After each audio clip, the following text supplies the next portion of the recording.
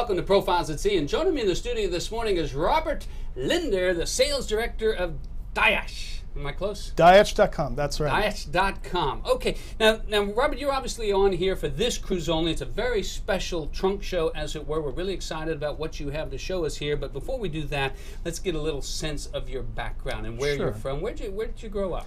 I'm from New York originally. My father worked for CARE for 30 years. Oh, really? So we left New York when I was 7 years old. We moved to India, lived in Pakistan, moved to the Philippines for 4 years, moved to Greece for a couple of years. So my youth was spent abroad. What a great experience. Almost like an army brat in many ways, in that you traveled a lot. Exactly. And I always find people like that adjust very quickly to new circumstances.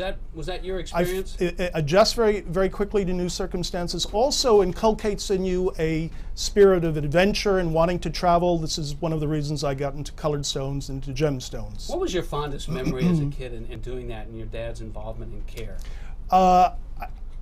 This was a time when America was a very giving, generous country right after the Second World War, and to see him offloading bags of wheat and rice in poor countries like Pakistan, poor countries like Baghdad was a very poor country at the time, and it was very gratifying to see him helping the people. Well, I can imagine. What an indelible impression that must have made on you. So at what point did you start to get interested in gems and gemstones?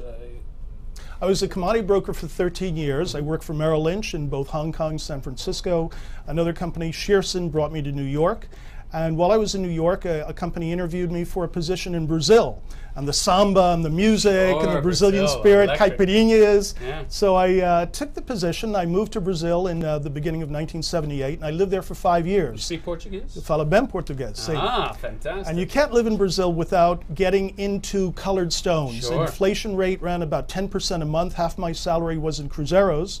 So to protect as a hedge against inflation, people were buying art or real estate or things that had inherent value, and I started buying gemstones just as a hobby, citrine, tourmaline, and then they discovered the good emerald mines in 1978, and I started buying emeralds. I became friends with the owners of the mine. I would be going back to New York for vacations and business, and they said, take some emeralds, see some jewelry stores on Madison Avenue. I did that and had great success in marketing their goods, and started as a hobby became an avocation. I love emeralds. My wife loves. Do you really? Too. Oh yeah, they're beautiful. Very good. I mean, they're just so spectacular. And of course, we're going to spend some time down in and around South America at the end of the year for our big Christmas holiday cruise and going down to Antarctica and all. But fantastic. Anyway, so Tanzanite, and we're talking about yellow diamonds. Correct. Pink diamonds. Yellow and pinks are mined. Our stones are mined at the Argyle mine in Western Australia. It's from one mine in the world. You can find 10,000 white diamonds for every yellow diamond, and even more precious and more rare are the natural pink diamonds. These are not irradiated, they're not subjected to any treatments, no HP processing. Natural stones, what you see is how they come out of the ground. They're cut and they're faceted, and they're very rare, very precious. 20, 30 years ago, colored diamonds were not as popular as they've become now, mostly because Shaq O'Neal bought his wife a pink diamond. Kobe Bryant, with his famous situation, bought his wife a 3-carat. That's the first clue that you screwed up. Here's $7 million worth of diamond or whatever. Exactly. That's what the bigger stones go for. But what we use are smaller stones, sub-carat, sub-1 carat. 20 points, 50 points, 80 points, to keep the price down and make it more affordable to people who want to get into natural colored diamonds. Now, you're a licensed gemologist, but did you ever do any design? I mean, are you have an interest in that? Actually, Scott, I had a by-appointment-only jewelry salon in Midtown Manhattan between Smith and Wolenski and the Waldorf Astoria. No Smith and Wolenski, for sure. And people would make appointments, and we would design a ring around a beautiful stone, either a big emerald or a ruby or a sapphire. So I had a bit of experience in working on a retail level, but for the most part, my business is wholesale. What was the most unusual request you had in that side of the business? It was 7 o'clock. We would stay open like facets. We'd stay open late. We would open at 11 and go until 7, sometimes 7:30 at night. And a Greek shipping magnate walked by our window and I had a very attractive jewelry designer, sales assistant, and he saw her working on some designs. This was 7:30 in the evening. It was dark, winter night, very cold, and he tapped on the window and he said, "Can I come in?" I go, "Oh, we're kind of closed."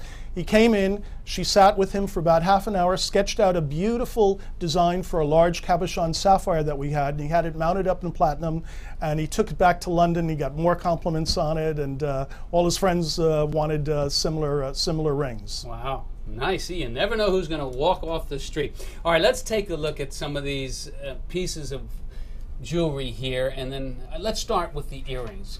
Partly because my wife loves earrings, so I always like to look at different types of earrings. What am I looking at here?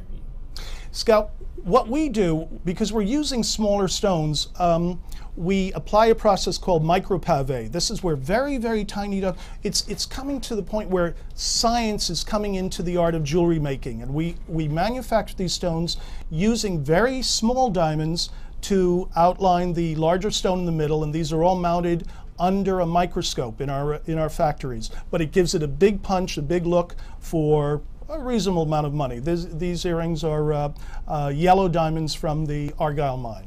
Wow, very pretty. Okay, let's stay with the yellow, and then we'll come to the tanzanite, because I have some questions about that. All right, now this is a very interesting piece too. This ring. This ring has gotten a lot of attention from various guests on the ship. They've come in. It's called a bypass ring because you have two stones bypassing each other. On the cruise, we like to call it two ships crossing in the night.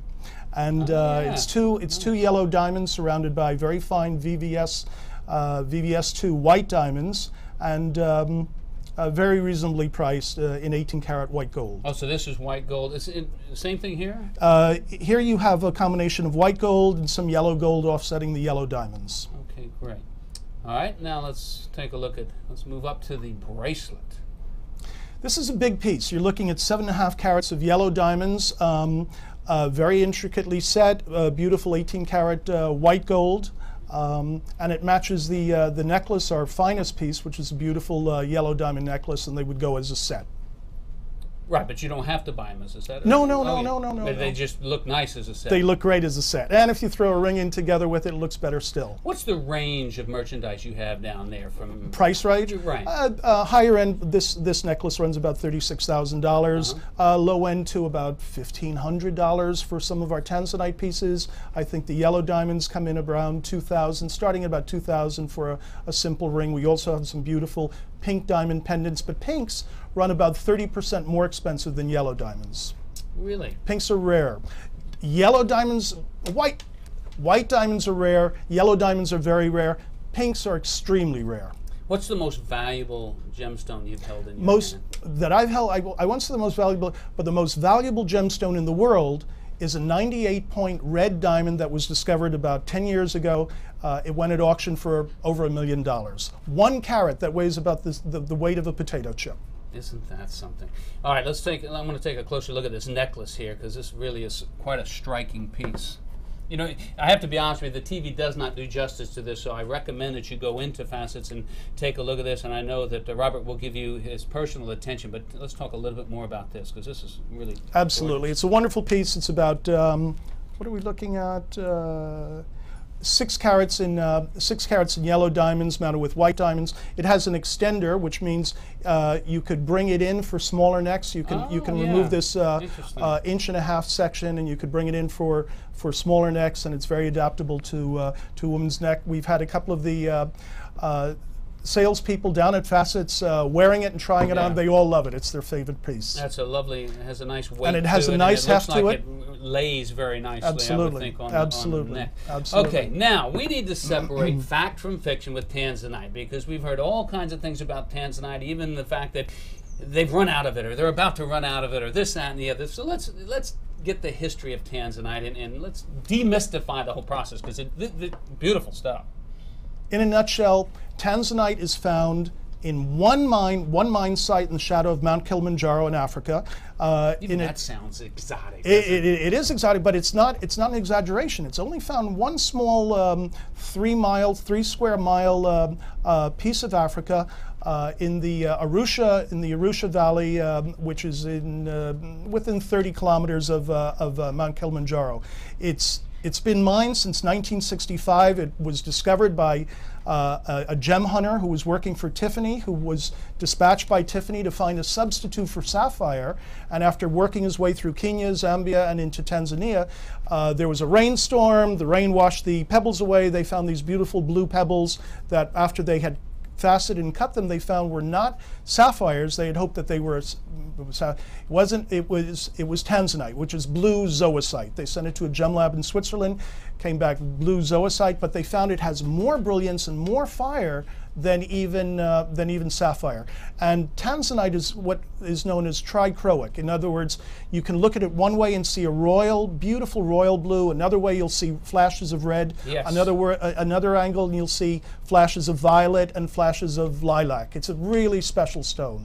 Now, is there any historical data that suggests some of these were found and placed in famous bits of jewelry years and years and years ago, and we didn't realize it? Tanzanite is only since '65. You're talking, what, 40 years? So it hasn't been around. Never found, never existed before this one gem hunter. And the fact that it comes from one mine where they're having political turmoil, heavy rains, it's open pit mining. They shore up the sides of the pit with lumber and wooden ties, and the rains wash these out, kill some of the miners.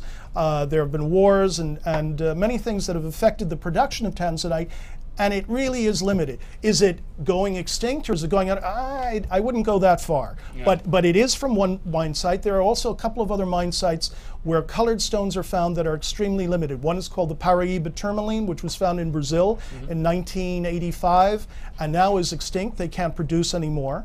And the other is the Mogok ruby mine in Burma, where again, production depends on the whims of politics and the government and how much they release. But these are very limited in terms of precious or limited resources, much more so than any white diamond. Let me ask you, how do people know they are not dealing in conflict gemstones? There was a lot of publicity about that recently over the last few years, especially with some of the things that are going on in Africa, for example. When you're talking third world countries, third world countries that are going through political upheaval, revolutions, guerrilla warfare, anything that they can produce, any natural resource that they can mine and exploit to buy more guns and more arms, is going to have an element of political turmoil and politics. There's actually a movement now in the United States to ban Burma ruby. Because of the Burmese government and what's going on. But true connoisseurs of precious stones don't have, we like to say in the gem business, stones don't have passports. And there's no way of telling, did the stone come out of a mine in Burma or in Thailand. And when it came out. And when it came out, yeah. Exactly. And that's something very interesting, because the best gemstones today are in safe deposit boxes in New York and Zurich. The largest diamonds, the most beautiful colored stones were found 50, 100 years ago. Now they're using dynamite to bring emeralds to the surface, and they're really trying to get as much emerald production, but the dynamite instills cracks and fissures in the stones. So the finest colored stones that you'll ever see were discovered within 50, 100 years ago. New mines like this, we're seeing some large, beautifully saturated tanzanite, but even these are going to become more rare in the future. Now, does tanzanite lend itself to a particular type of cut, or can you use any kind of... Trillion cut is very popular. This is what you're looking at, is a cushion cut. That's very popular. Right. Ovals are very popular. One thing about tanzanite, it's not a soft stone, but it is a little bit fractious, and you have to use a little bit of care. If you notice that the prongs on this extend up to protect the edges of the stone, protect the table of the stone. Tanzanite is perfect for earrings, but I sold a college fraternity brother's wife a beautiful tanzanite about 3 years ago, and she wore it every day like an engagement ring. And tanzanite has a tendency to get a little bit abraded, scuffed up. All you do is remove the ring after the stone after a couple of years. You can have it repolished for $100, and it looks great. But they're not meant for daily wear. You have to use a modicum of care and care, both in tanzanite and in emeralds. You don't want to wear it like a knockaround, like you can with a diamond. Now, what is on either side of this particular ring? These are beautiful baguette diamonds, VVS2 diamonds, to offset the brilliant royal blue of the tanzanite. All right, it's a beautiful ring, and you've seen the close-up of that. Now let's go to this, because I love this necklace. It is really stunning. Let's talk a little bit more about this tanzanite. What you're looking at here, you have two stones, and the best way of judging colored stones is being able to put them together. This is one of the reasons you have a great opportunity down at Facets now is we have 200 pieces of tanzanite on display. And it's only by comparing pieces together and looking at one compared to the other. This one has a little bit more open color. This is richer, more intensely set. Yeah. It is lighter, a little bit shallower cut. This is very richly saturated. Yeah. Really intense color, brilliant color. But you don't want too much saturation because then the stone becomes black, and you don't want to have that in a colored stone. I love the diamonds right above this too, and then of course this necklace is really, really pretty. Well, we're going to have a fashion show. If you want to see some of these people, some of these pieces on some of the guests of the ship, we're having a fashion show on March 15th, 3:30 in the afternoon in the Starlight Room. I'll be narrating, and we're going to have some dresses from Apropos, and we're going to have some beautiful jewelry from Diach, and the branded name of our yellow diamonds is Canary Star. Great, Diach and Canary Star. And Canary Star. We're certainly looking forward to that. Do you have loose pieces, or is everything loose stones? Gemstones? No, everything is mounted up. Everything is mounted up. up. Well, we're looking forward to seeing the fashion show, and I remind all of our guests, stop in and see Robert. He is down there in Facets, and you really have to see this up close to appreciate it. I think you've got something for every budget, and it's a shame my wife isn't here. Maybe next cruise. Yeah, maybe next cruise. I'll have to come down and look at some of it. Maybe surprise her when I go home. But anyway, we've been talking with Robert Linder. Ladies and gentlemen, thanks for joining us. Go take a look at all of this beautiful jewelry and Facets. I'll be back with the rest of the morning show in just a moment. Thank you so much. Pleasure.